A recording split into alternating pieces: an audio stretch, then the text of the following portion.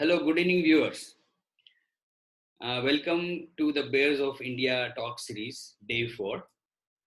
And today we'll talk about the fourth species of bear in India.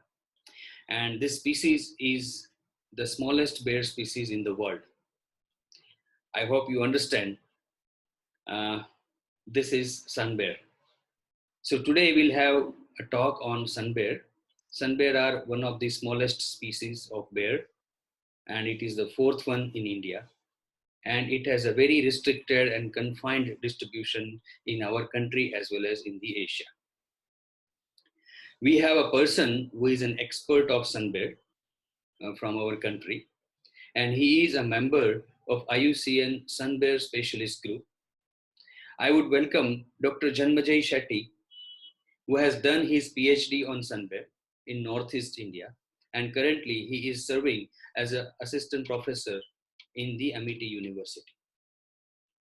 So I'll not take much time of Janmejay and viewers, all of you, but I would welcome Janmejay on behalf of our partners, Vadodara Wildlife Division, IUCN Bear Specialist Group, Corbett Foundation, and Sanctuary Nature Foundation. So I welcome Janmejay to give a talk on sun bear.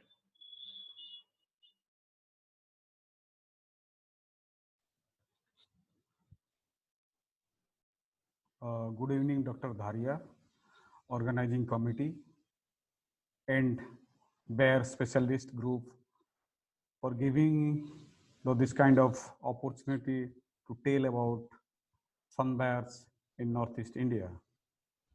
Good evening, all. I, Dr. Janmejay Sethy from Amity Institute of Forestry and Wildlife, Amity University. I'm working on Malayan sun bears since 2007. After that, I have published more than 10 research papers on Malayan sun bears in different aspects.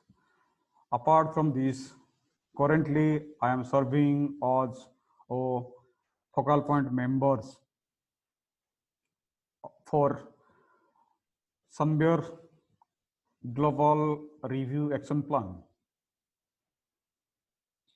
So today I'll be talking about India's sun bear population is going up, but they are still under threats. So basically I'll be talking about population trend, distributions, and threats.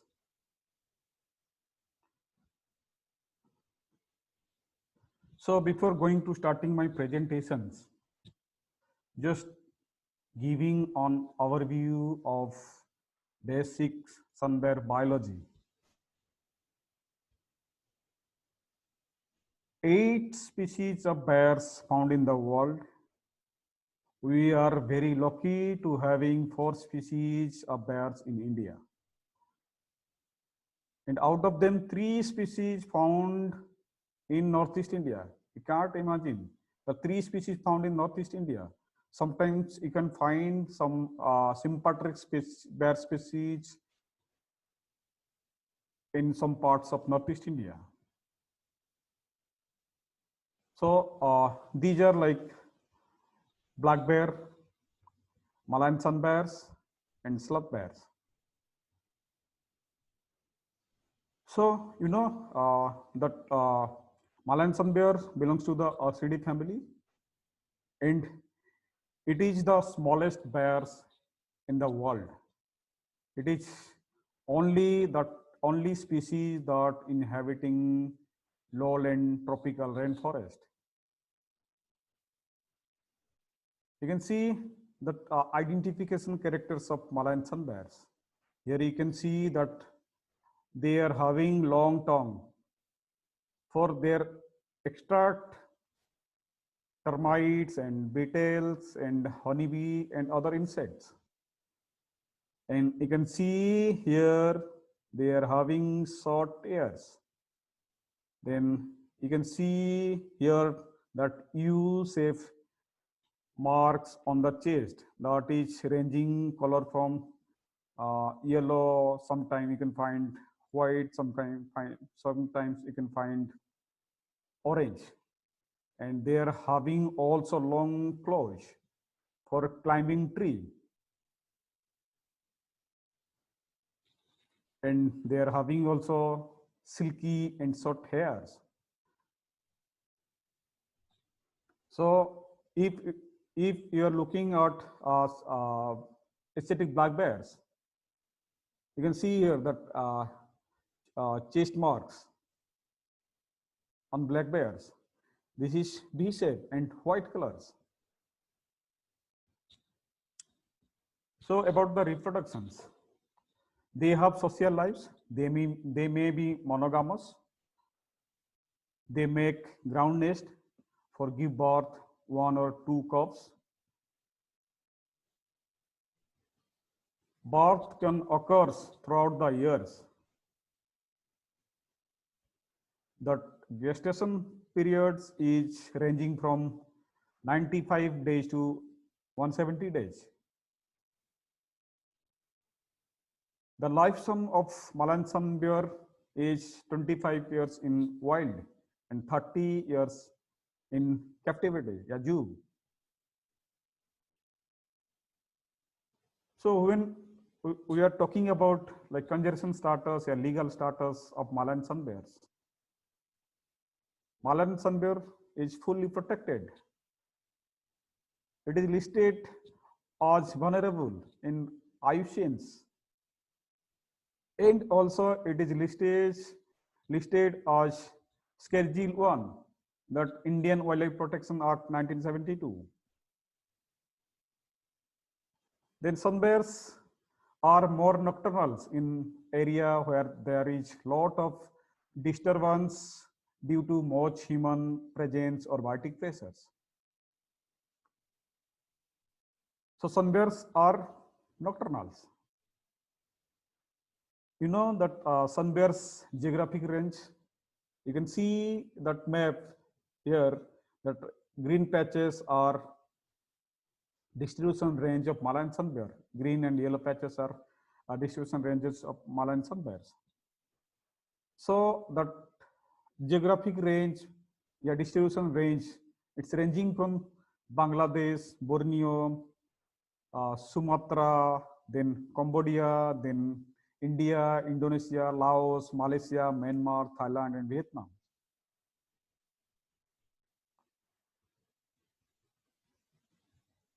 Higgins 1932 and Gee 1967, they mention about historic distributions of Malayan sun bears. So in India, the historic distributions was in tropical rainforest of northeastern states and south of Brahmaputra rivers. Thereafter, sun bear population rapidly declined and its occurrence became doubtful in these regions. Then occurrence in the northeastern states of population status is still unknown, and current population trend decreasing in the range country due to illegal activity. You can say also illegal hunting and poachings. So little more about food habits. Most of bears are omnivorous. Their diets are fruits, vegetative materials, lesser amount of mammals, fishes, and insects. In India, some bears was found to omnivorous, with the principal diet as termites, ant, honeybee, beetles, earthworms. Occasionally, you can find small mammals and other fruit materials. Coming to the threats. So they are regularly hunted and traded for its body parts and meats in many parts of the northeast state. And also you can find widespread illegal trade, poaching combined with loss of habitat indicate that the species are in high risk in most of parts its range. So these are some papers we have published in different national and international journals that starting from status and distributions of Malayan sun bears, then dietary patterns of Malayan sun bears, then daily activity patterns of Malayan sun bears, then habitat use of Malayan sun bears, then conflict of Malayan sun bears. So these are some papers. You can see that map. You can see this map.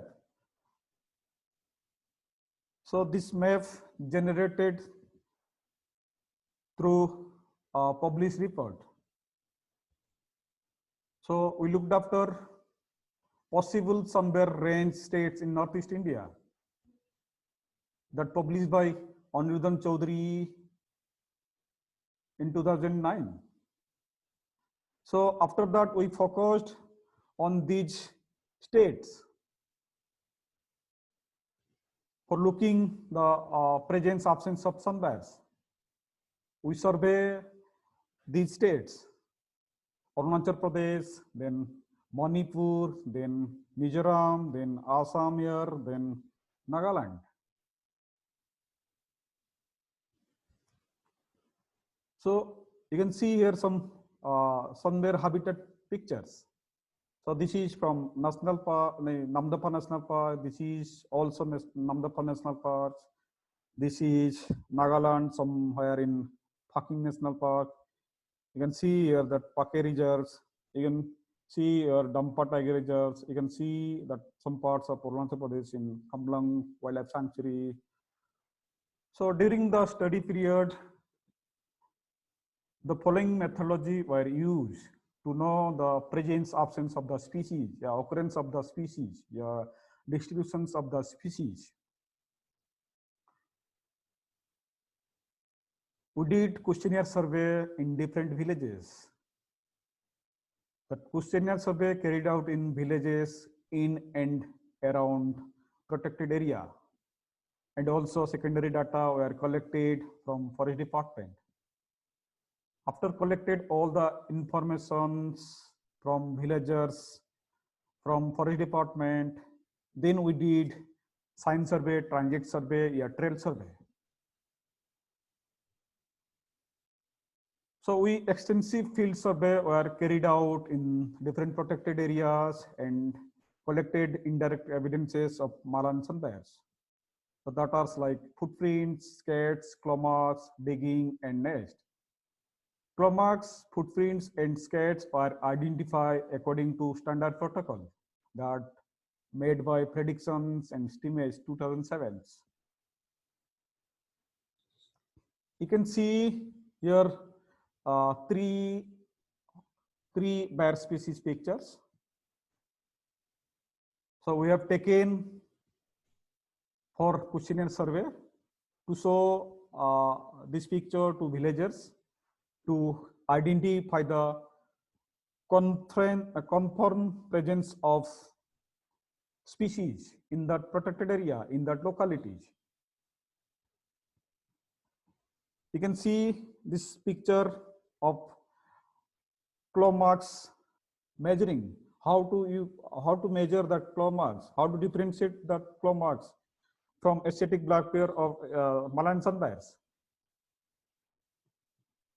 So we collected some claw marks of Malayan sun bears and black bears. You can see that this one Malayan sun bear and this one black bears. Then we measured for species identifications. If the width of 4, 5, and 3 claw marks exceed 6.6, 9.0, and 4.1 centimeter respectively, that claw marks belongs to black bears. The width of 4, 5, and 3 claw marks less than 6.0, 8.2, and 4.0 centimeter respectively, that claw marks belongs to sun bears. Then comes to footprints. So you can see here that footprints, black bear footprints, and sun bear footprints. So black bear footprints are wider and longer than sun bears. You can't imagine, that black bear footprints, it's similar to human footprints. Sometimes you can get confused that human footprints and black bear footprints. Then you can measure black bear hind foot pad less than 18 centimeter and sun bear hind foot pad more than 10 centimeters. You can see here some black bear scats pictures and sun bear scats.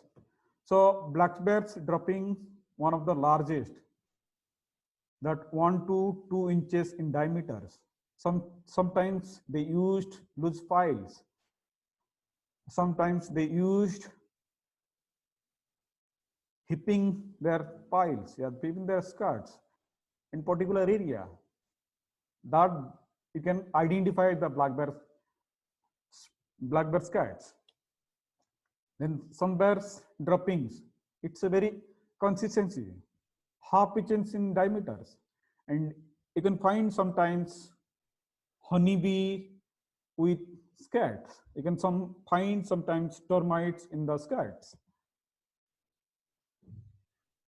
So generally, some bears are preferred for honeybee and termites and other beetles. So it is very easy to identify sun bear skirts. You can see some indirect evidences of malign sun bears. This is claw marks of malign sun bear. This is old claw marks of malign sun bears and scars of then claw on jackfruit, then day nest, then nest, ground nest. So after collected all the informations, we did camera trap based on the preliminary informations got from science survey and villagers. So camera trap units like deer cam, then Codivex, then we have wild view. Place at specific site to determine the presence absence of the species, determine the malign sun bears. So we did 990 trap nights to capture sun bear photographs. So we captured 63 number of photographs in different protected area. Out of them, we identified number of individuals that were 27. So it is rough estimations. Then I'll tell that capture rate. In Namdapha Tiger Reserve, the photographs of sun bears, it is taken 60 days required to get a single photo captures. As compare in Dampa Tiger Reserve. In Dampa, 10 days required to get a single photo captures. These are some pictures I have taken during study times. You can see. So you can see some photographs taken by different organizations and forest department during 2000 to 2006. So during 2006 to 2006, the populations are very less because of due to lack of maybe research, maybe knowledge, maybe high level of poaching activity, habitat loss. So now you can imagine, you can't that population trend how change during 2007 2017. You can see that healthy populations of Malan sun bear in Northeast India. In Dampa Tiger Reserve, we captured more than 47 photographs. Out of them, more than 17 individuals in like 300 or 400 square feet. You can't imagine that Malan sun bears are now distributed throughout the northeastern states. You can see here some pictures of Malan sun bears in Namdapha Tiger Reserves, in Dampa Tiger Reserves. So I will tell you later on that comparisons of both tiger reserves populations. You can see the table that presenting presence absence of bears, sun bears in different state, in different protected area. In Arunachal Pradesh, you can find presence of Malan sun bears, Namdapha Tiger Reserve, Smalling National Park, and Kamlang Wildlife Sanctuary. Then comes to Mizoram. So Mizoram also having presence of Malan sun bear in Dampa Tiger Reserve, Sairef Reserve Forest, Kamlung Wildlife Sanctuary, and Mullen National Parks. In Nagaland, there is patchy distributions of Malan sun bear in Phokeng National Park. In Manipur, you can find small population distributions of Malan sun bear in Lakcha Wildlife Sanctuary, Kailam Wildlife Sanctuary, and Jel Wildlife Sanctuary. And finally, Assam, you can find Dihing Patkai and Karbi Anglong Wildlife Sanctuary. In Karbi Anglong, Kaspira Kakati have been captured or Malan sun bear picture from Karbi Anglongs. So these are like a presence of Malan sun bear in different state. Yeah, this is the map. You can see both map. So comparison map, distribution map. Earlier, in this is the before, like you can see 2000 to 2006. That time, that populations distribution restricted to Arunachal Pradesh and Manipur, and now that population drastically changed. You can find 70% parts of Northeast India, like Arunachal Pradesh, Nagaland, Manipur, and Mizoram and Assam.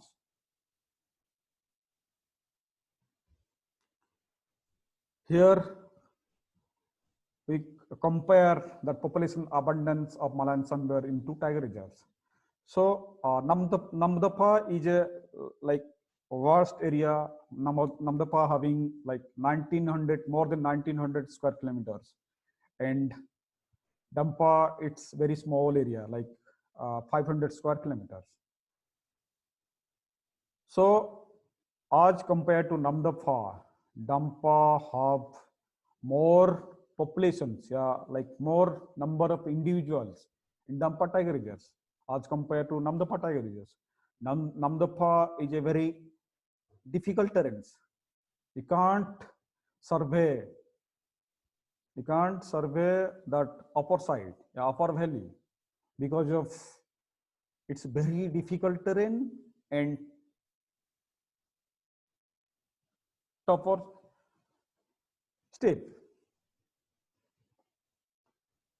Then we did vegetation sampling to check habitat suitability of Malan sun bears. So you can see here red color shows that high suitability for Malan sun bears. So in Arunachal Pradesh, you can find high suitability for Malan sun bears as compared That means that there is no disturbance, human disturbance, and no Baltic pressures. That's why that marine sun bears are moving towards that elevations. So then comes to threats. When we are talking about like threats, so what are the threats? So we can find two major threats to Malayan sun bears: habitat loss and commercial huntings. That is called illegal huntings. So main sun bears are threatened primarily by deforestation, commercial huntings. Other motivation for killing bears include preventing damage to crop and agriculture farming, apiculture farming to the localities by different protected area. So we can see here some pictures of gallbladders, then bear paw, then this is the hunting techniques for bears, like it is called snares. Then they are using like iron traps. This is bear sky. Delicious soup. You can't imagine. I have observed. I have seen in many parts of Northeast, they're using this kind of parts, that wild body parts, wildlife body parts, to use different delicious foods. You can watch this video, then later on and discuss.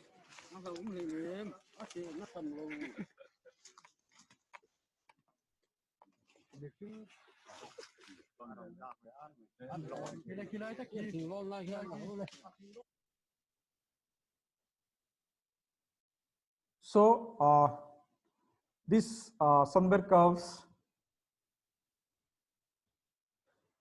kept by villagers inside the village for maybe different activity.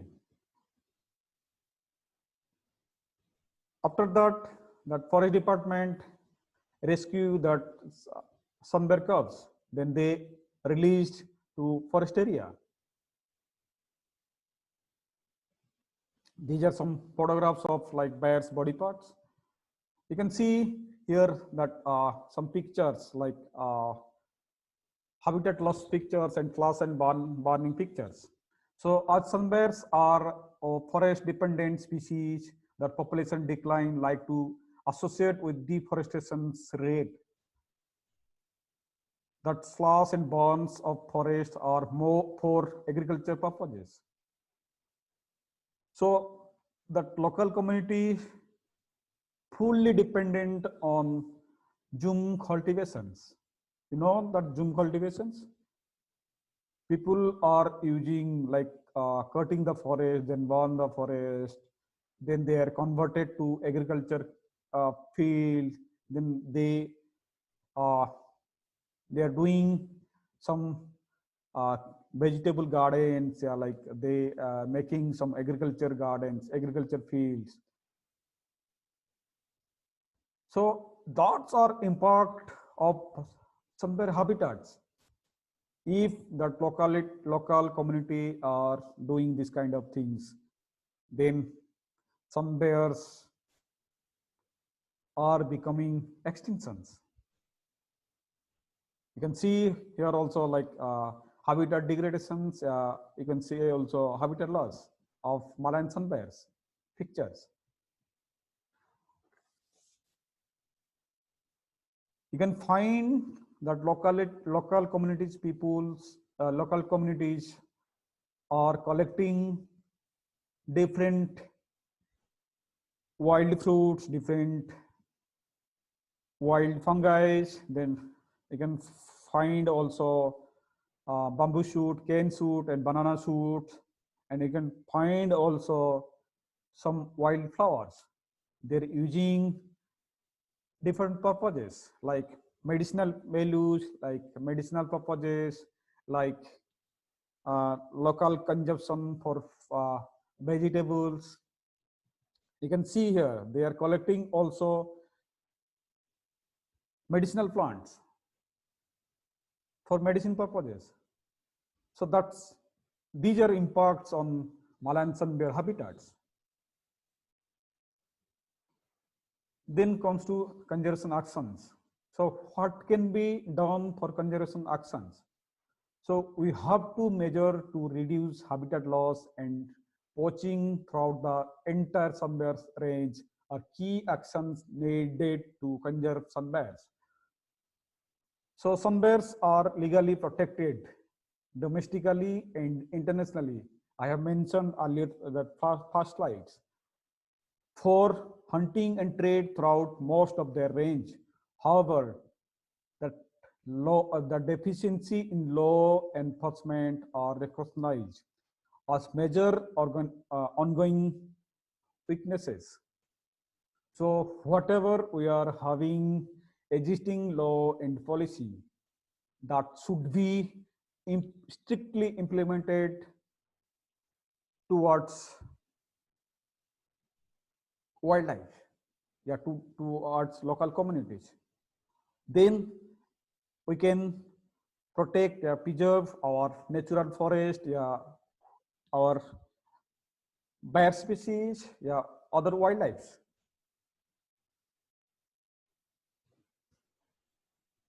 Then comes to conclusion. Sun bears are occur in Arunachal, Mizoram, Manipur, Assam, and Nagaland. Status of sun bears varied from low to mediums. So we observed in Mizoram and Arunachal Pradesh having medium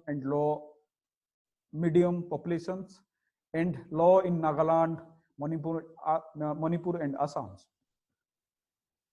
Threats due to poachings or other illegal activities are severe. It may lead to extinctions that species, that Malayan sun bears. You know that Malayan sun bear is the largest, second largest sea dispersal species. So it is necessary to check the decline of population and illegal activities. Complete or national system of protected areas, buffer zones, and forested corridors, and develop other habitat protection measures as appropriate. Then I have some future plans. Survey outside protected areas to establish occurrence of sun bears will be taken up. Proposal for conducting detailed research on ecology of sun bear in selected protected area will be developed. I'll be focused on Arunachal and some parts of Assam and Meghalaya. So proposal submitted for conducting a national level bear symposium and workshop that will be targeted some local communities and forest officials and stakeholders. So how to reduce that illegal activities and other Baltic pressure on Malayan sun bears.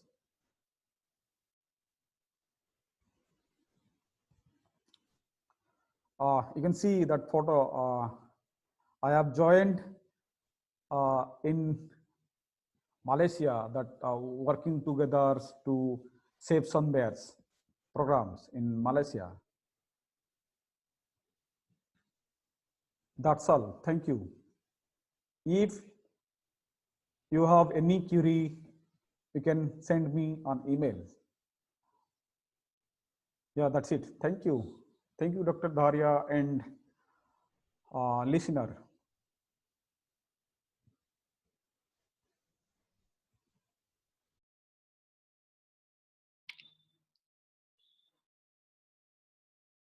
Thank you, Janmejay. It is an excellent talk, and I'm sure that viewers are got much knowledge about sun bear. And this is a species which need urgent attention because the habitat to sun bear is under a great threat. So I'm sure it was a great talk, and thank you very much, Janmejay. I would thank you again from our partners. And now I have a surprise for you. Friends, one of my colleague in IUCN Bear Specialist Group, she is the chair of IUCN Sun Bear Expert Team. And she has committed me to come live and give a talk on Sun Bear with Janmejay. But she is not able to come live because she is in the field right now in Indonesia. And that is why she sent a very good movie on Sun Bear for us. So it is a 10-minute movie of Sun Bear that is prepared by Gabriela Fredrickson. She is chairperson of IUCN Sun Bear Expert Team, and she sent this film for all of us. So I would thank Gabriela for this, and let us see the movie on the Sun Bear, which is prepared in the Indonesian language, but it has the English subtitles. And you will sure reconnect the Janmejay's talk about Sun Bear and this movie on the Sun Bear. So it is a great thing that we will see the movie, and after the movie, we will meet again tomorrow for the another talks. So let us see the movie.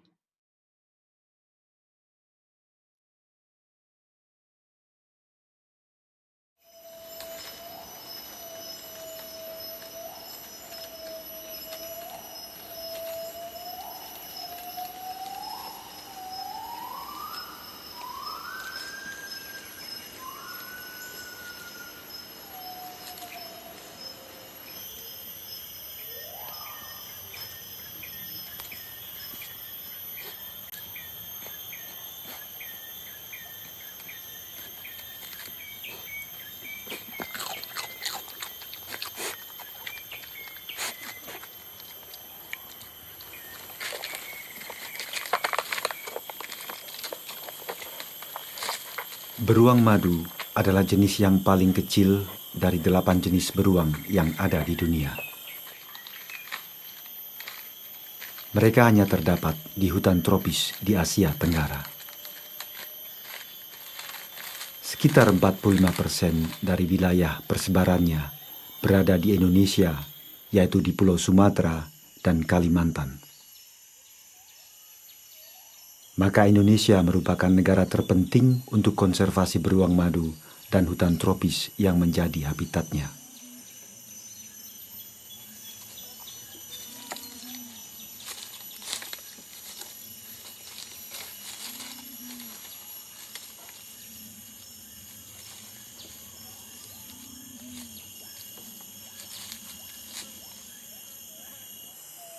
Bulu beruang madu hitam pendek seperti beludru.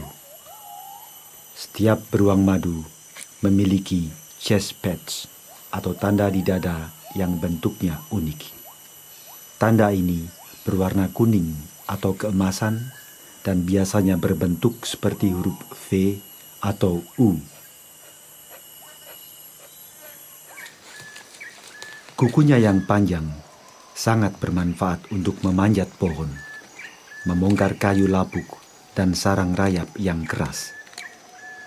Lidahnya yang sangat panjang cocok untuk menjilati rayap dan madu.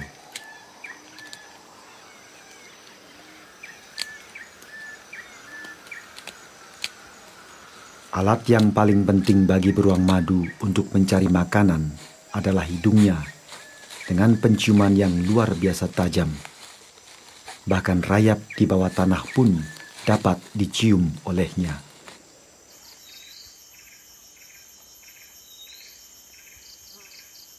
Beruang madu tidak hidup berkelompok. Mereka hidup soliter di hutan dan biasanya hanya betina dengan anaknya yang bepergian bersamaan, atau ketika jantan dan betina bertemu untuk berkawin.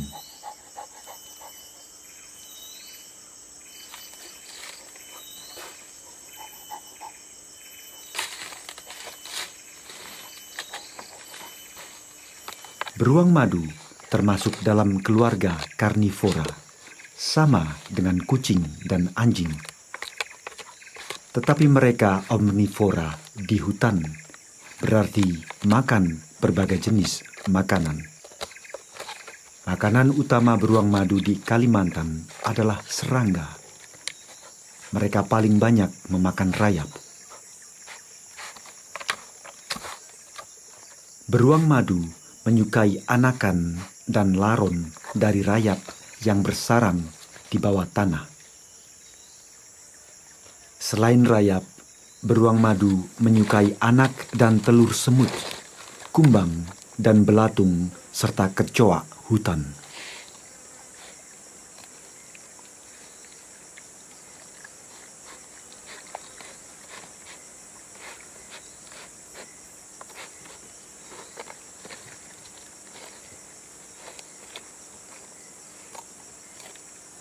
Mereka juga sangat sukai buah-buahan, tetapi buah-buahan tidak selalu tersedia di hutan.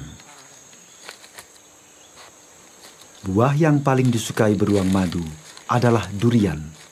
Selain itu, mereka juga menyukai cempedak dan ratusan jenis buah lainnya.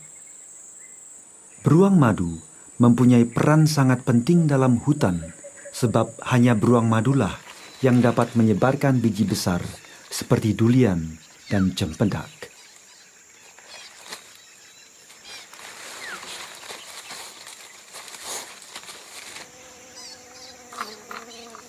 Mereka menyukai madu. Dari inilah ia mendapatkan namanya dalam bahasa Indonesia.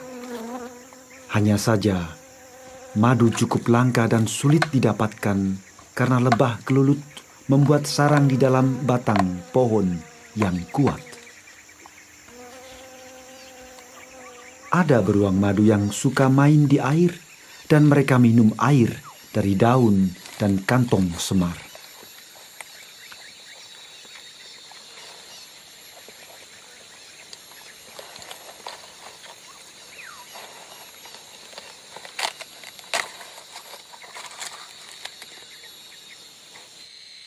Pola aktivitas beruang madu tidak jauh beda dengan kita.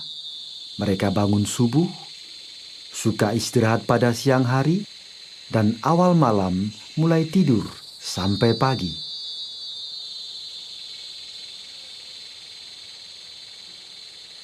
Beruang madu cukup membutuhkan hutan alami untuk bertahan hidup.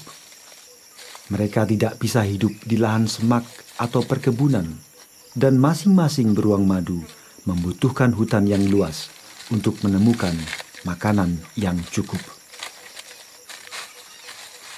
Di hutan dataran rendah di Kalimantan, seekor beruang madu betina membutuhkan hampir 1.000 hektar hutan untuk wilayah jelajahnya. Beruang jantan memerlukan 2 kali lebih luas, hampir 2.000 hektar. Artinya, populasi beruang madu berjumlah ratusan ekor akan memerlukan ratusan ribu hektar hutan agar mereka dapat bertahan.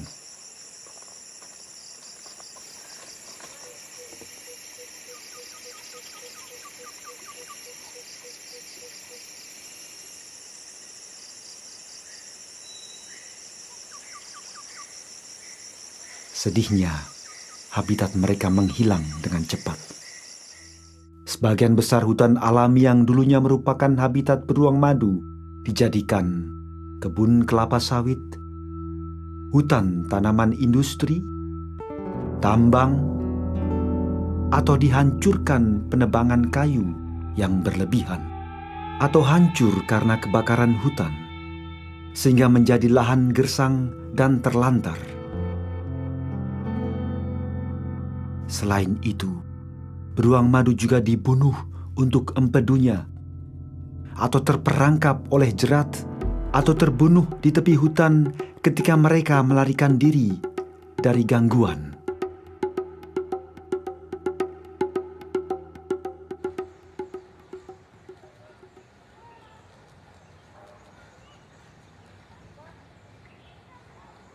Beruang madu termasuk satwa yang terancam dalam daftar IUCN. Artinya, beruang madu sudah terancam dengan kepunahan.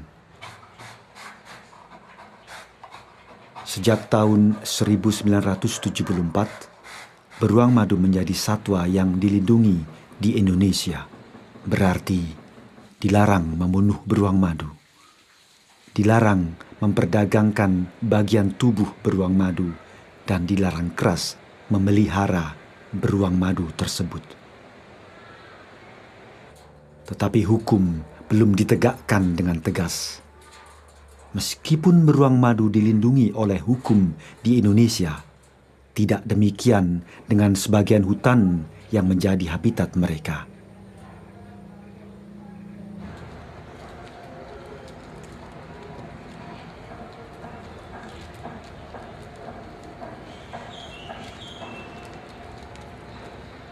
Beruang madu juga masih sering disiksa dalam kebun binatang dan dijadikan sirkus.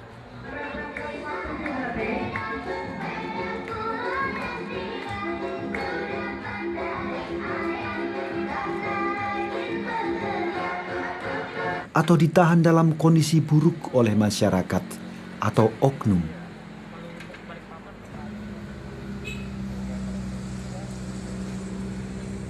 Di mana pula mereka sering disiksa.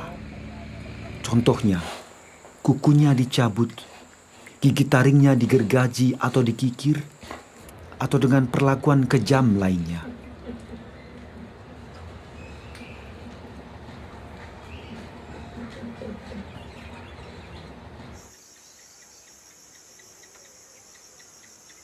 Hanya sedikit beruang madu tahanan yang telah diselamatkan. Beberapa di antaranya terdapat di kawasan wisata pendidikan lingkungan hidup, di mana pemerintah Kota Balikpapan memberikan contoh yang paling baik dalam perlindungan beruang madu tersebut. Dan masyarakat dapat belajar mengenai jenis penting ini dengan melihat sendiri beruang madu yang dulunya pernah dijadikan binatang peliharaan. Kini mereka hidup tenang di kawasan hutan.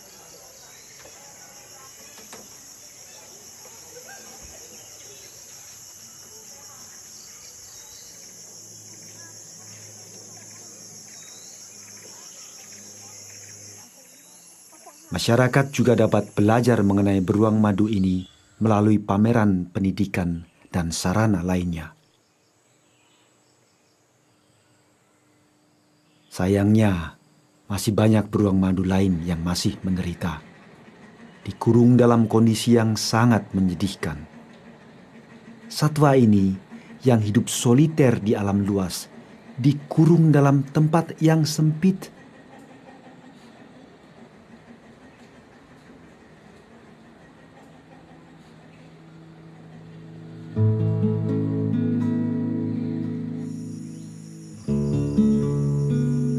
Apa yang dapat kita lakukan untuk mengubah keadaan yang menyedihkan ini? Pelajarilah lebih jauh betapa menakjubkan beruang madu. Melawan pengerusakan habitat beruang madu. Laporkan bila ada beruang madu yang dipelihara secara ilegal.